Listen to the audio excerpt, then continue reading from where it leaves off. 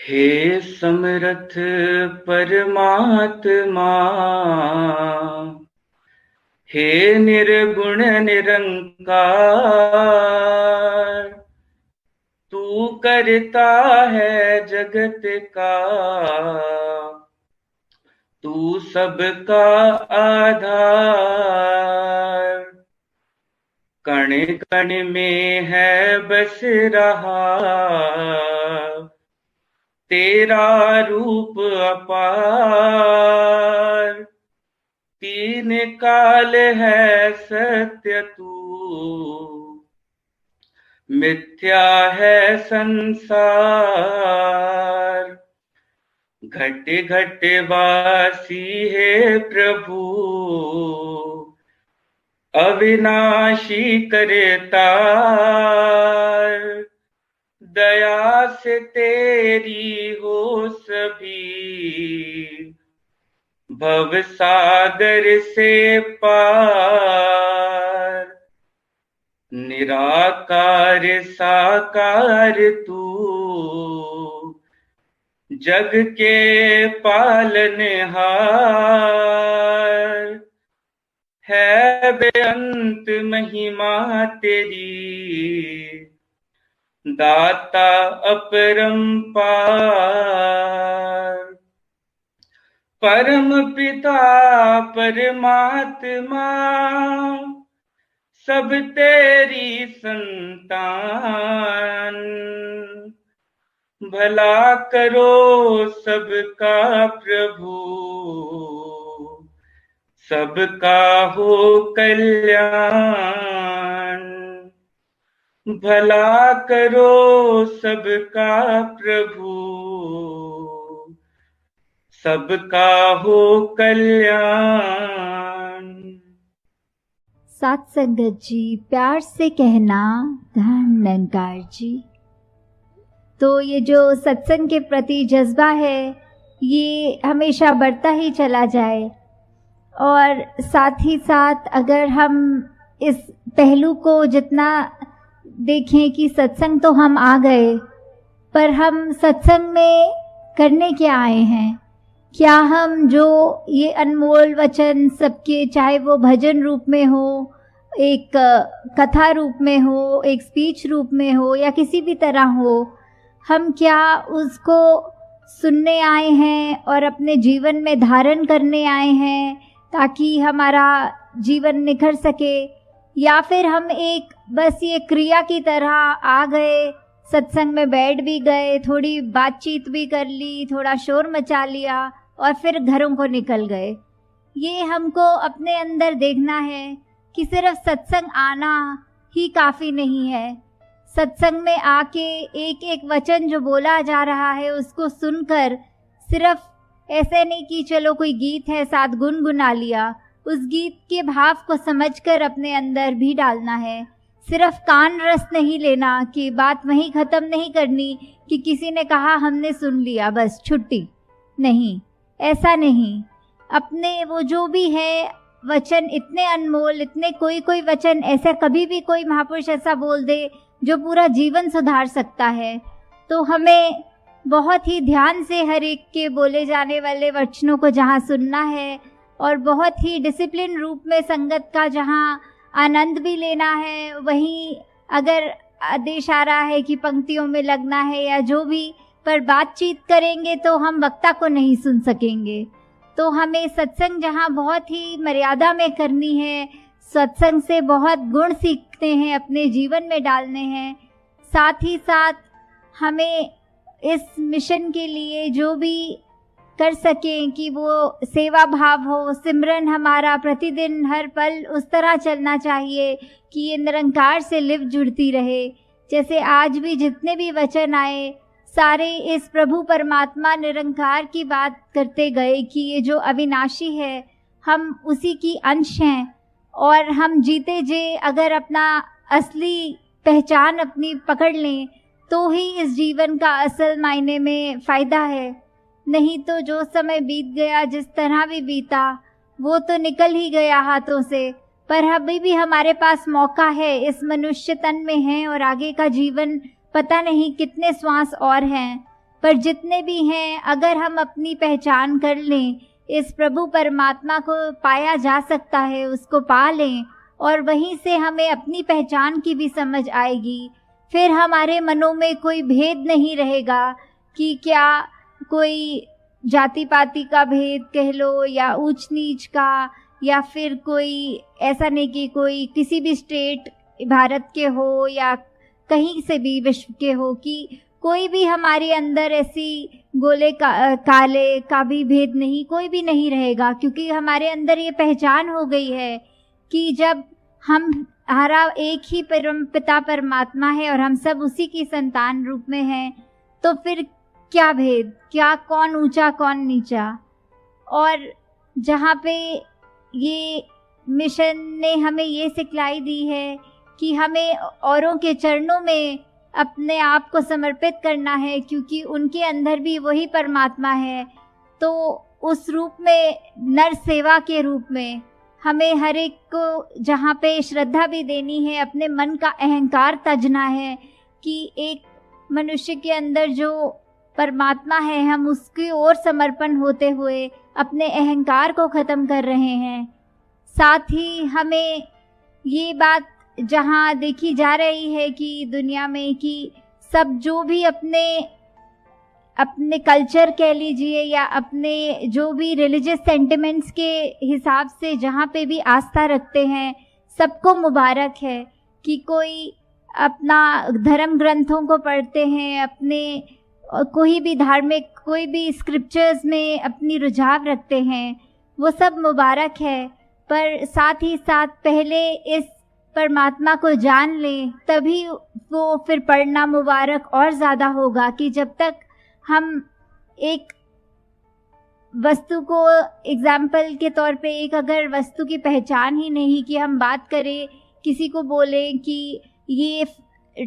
ये तो मिठाई बहुत मीठी है, इससे ज़्यादा मीठी तो कोई मिठाई ही नहीं है, तो अगला व्यक्ति सिर्फ वो बात तो सुन सकेगा पर उस मिठाई का आनंद नहीं ले सकेगा। उसी तरह जिसी वक्त उसके मुंह में वो मिठाई आ जाएगी, वो ये भी समझ जाएगा कि ये भाव का अंतर क्या था। जिस तरह एक फूल की खुशबू जो होती है, वो बख्यान करते रहें, उसके बारे में लिखते रहें,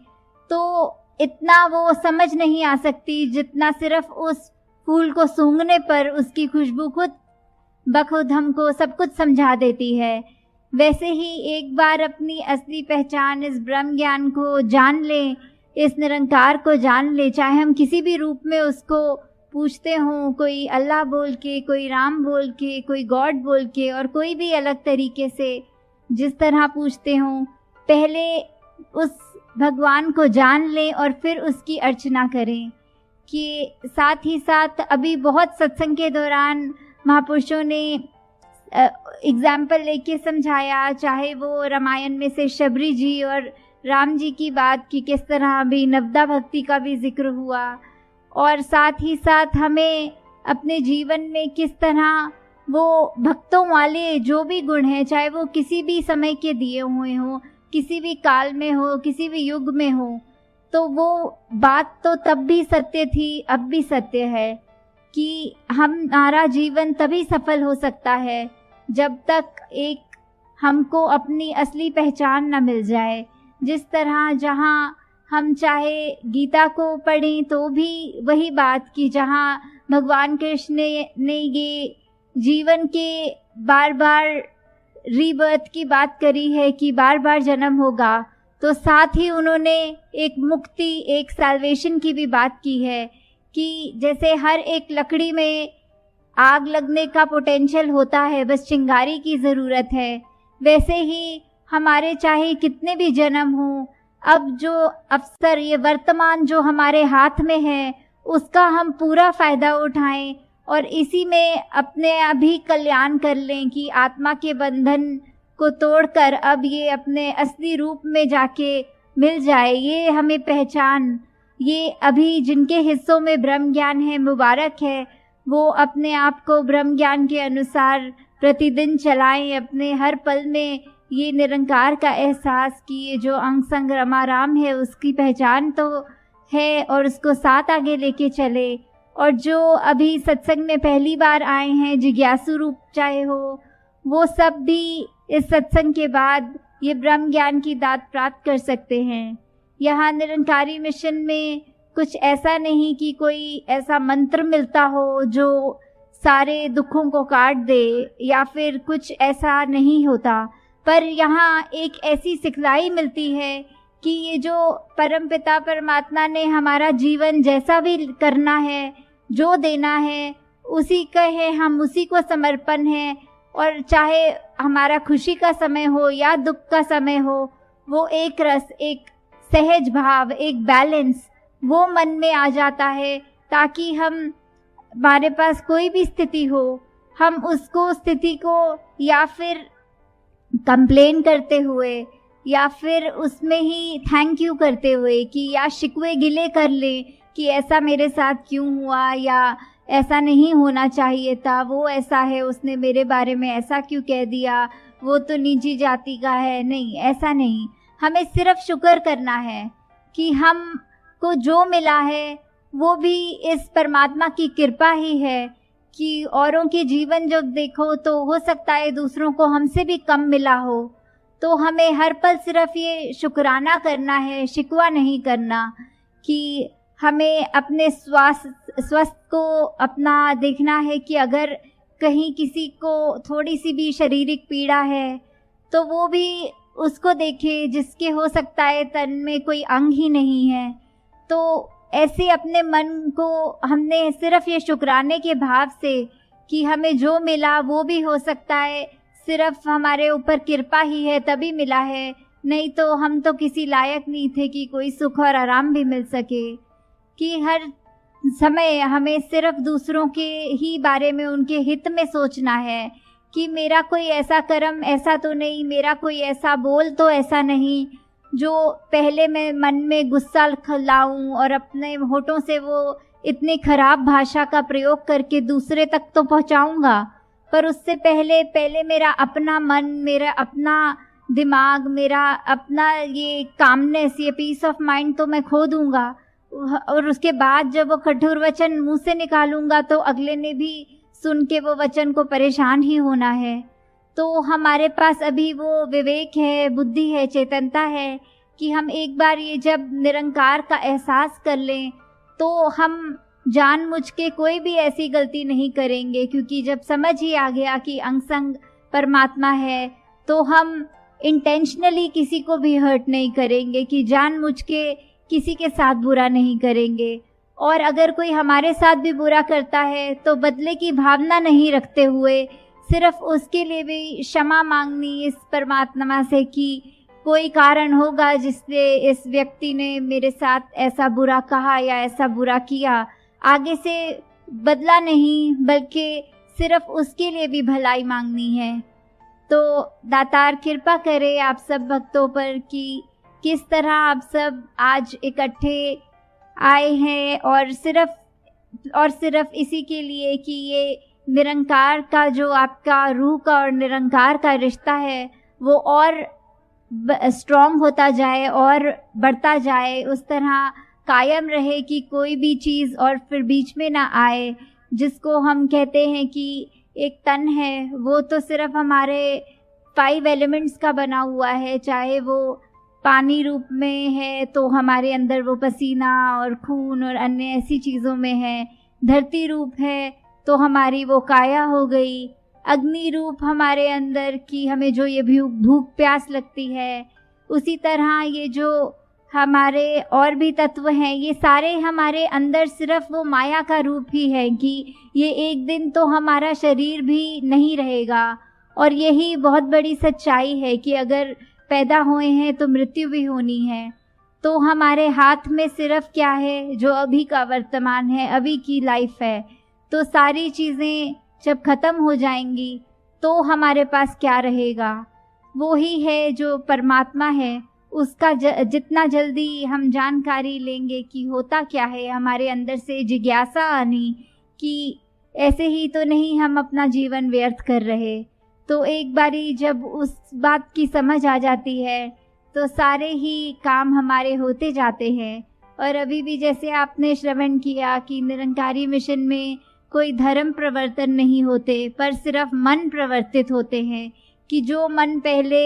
सिर्फ दूसरे की लिए खराब सोचने के लिए करता था, दूसरे का नुकसान करते था, वो ही मन प्रवर्तित होके सभी के कल्याण की अरदास करता है और अपने कर्म ऐसा बना लेता है कि वो एक चलता फिरता प्रचार बन जाए। तो दासी आपका और समय नहीं लेगी, बस इन्हीं शब्दों से इजाज़त चाहेगी कि जिस तरह अभी आप सब ने इतने घंटों में ये संगत का आनंद लिया, ये संगत रूप, सेवा रूप, सिमरन रूप में आनंद हर वक्त लेते रहें और ज़्यादा से ज़्यादा संगत कर सकें। साथ संगत जी, प्यार से कहना, धन निरंकार जी।